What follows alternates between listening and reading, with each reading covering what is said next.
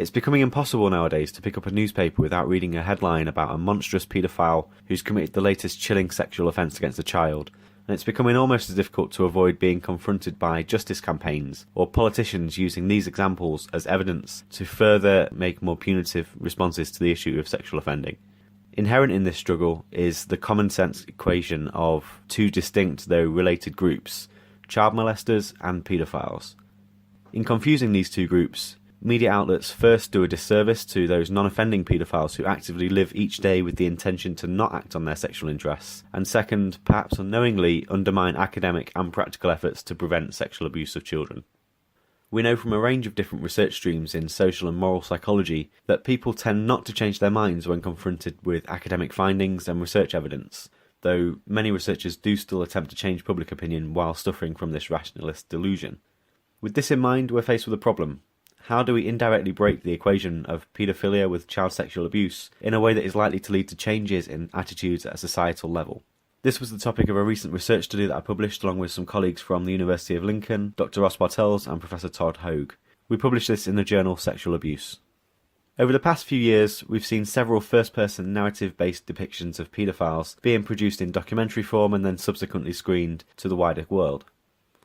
From The Paedophile Next Door in the UK to I, Paedophile in Canada, these films present self-identifying paedophiles discussing their sexual interests in their own words, while stressing the effects of the stigma that they face while refraining from acting on their sexual desires.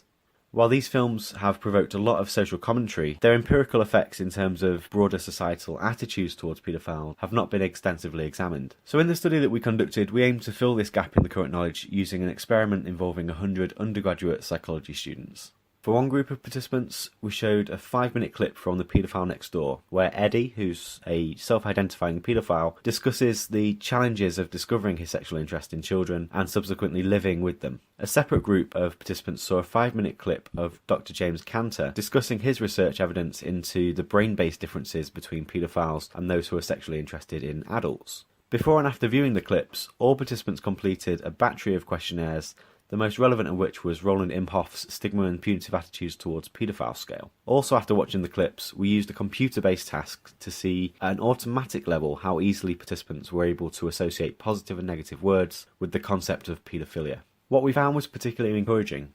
While we witnessed a reduction in stigma towards paedophiles in both groups, as measured by the Imhoff scale, this was far greater in the group of participants who received the Eddie clip. Perhaps even more important than this, what we also found was that those who saw Eddie talking about his experiences also found it much more difficult to associate negative words than positive words with the paedophile label, although there was no difference on this measure among those who saw Dr. Cantor's clip. What this means in practice is that by presenting this first-person narrative of a paedophile, we were able to demonstrate improvements in attitudes that weren't simply the result of desirable responding on the parts of participants. That is, the computer task asks you to respond as fast as possible, making conscious responding very difficult to do.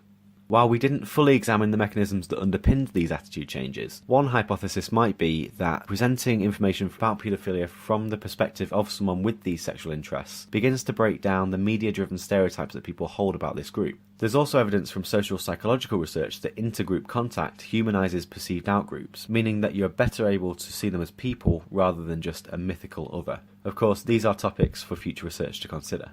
We closed our paper by suggesting that making more use of these first-person narrative-based approaches within wider mainstream media might facilitate the promotion of more effective prevention schemes for people who have a sexual interest in children. For example, if the public are more aware that people with sexual interests in children are living among them, and that they have the desire and motivation to not offend, then breaking down these stereotypes might actually have a positive effect on people's support for community-based treatment schemes, like the ones that are operating in Germany under the banner of the Dunkelfeld Project. In short, while there are still some unanswered questions, breaking down stereotypes through narrative depictions of paedophiles does seem to have great potential in reducing societal stigmatisation of this group. In turn, this simultaneously helps with the development of schemes designed to prevent the sexual abuse of children.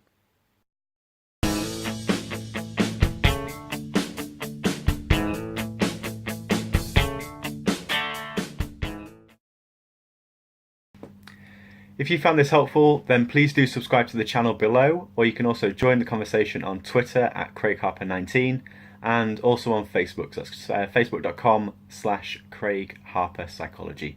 Thanks for watching, and I'll see you next time.